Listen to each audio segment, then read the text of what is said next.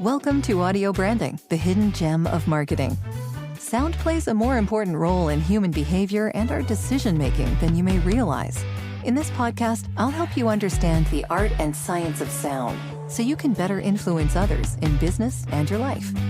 I'm your host, Jody Krangle. Let's delve a little deeper.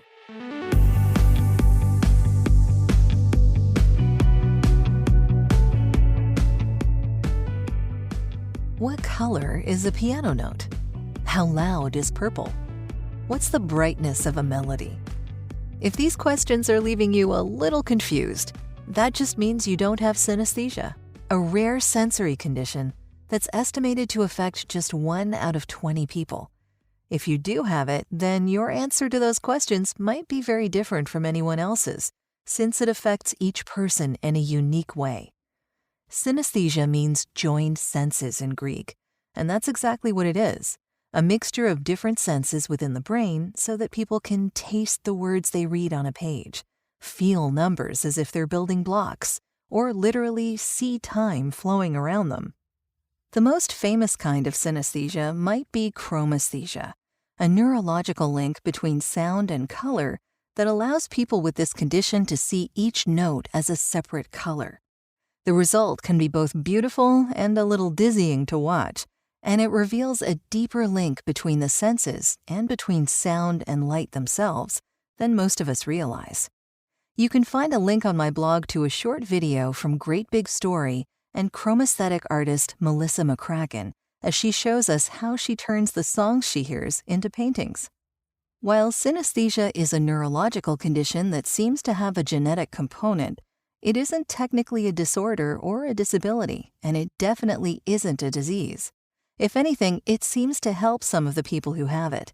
There are reports of synesthetes having better memory and creativity than average, and for people with chromesthesia, the ability to see sound can make them more successful as musicians or artists. Leonard Bernstein famously wrote about his ability to see timbre as color, and would often notice and correct changes in timbre without anyone else being able to tell the difference.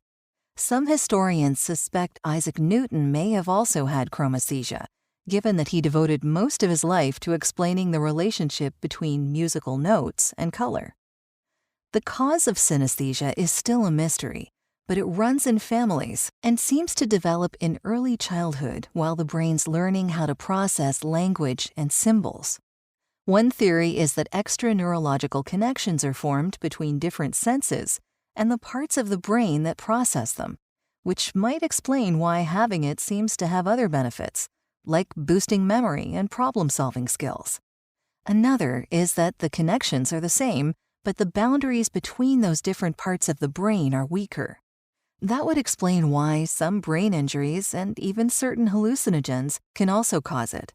But no one's sure if that's really the same kind of synesthesia or if all the different kinds out there are related to each other. It's still a very mysterious topic. Want to see a classical violin piece through the eyes of someone with chromesthesia? Check out my blog for a link to a YouTube 360-degree video of Caitlin Hova, a neuroscientist and musician with chromesthesia, who created a real-time VR simulation of how she sees music. Most of us can't see music for ourselves, but that doesn't mean sound and color don't have a lot in common. Each one is a broad spectrum of wavelengths, much larger than the part we can perceive, and both light and sound have certain wavelengths that are more comfortable than others. For light, we're most sensitive to a wavelength of 555 nanometers, which is a bright green. The color our eyes are least sensitive to is blue, which is one reason why LED displays strain our eyes. On the other hand, blue light also helps us relax, so it's becoming a popular choice for street lamps. Sound also has certain frequencies that our ears pick up better and that we find more relaxing than others. The human ear is most sensitive to a frequency of 2,500 Hz, which sounds like a shrill, high-pitched smoke alarm, for good reason, since smoke alarms are supposed to wake us up and grab our attention. A sound frequency of 400 Hz, a soft, steady hum, is the most relaxing.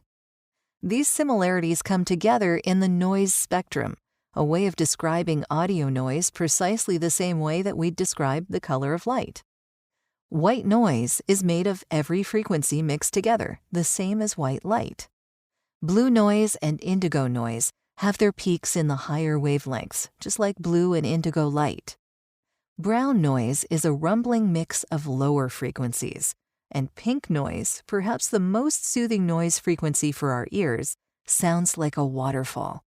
Just like the name suggests, its mixture of high and low frequencies is exactly the same as pink light. If you'd like to hear some of these noise colors and decide which one you like best, there's a link on my blog to a short Scientific American video that demonstrates each of them.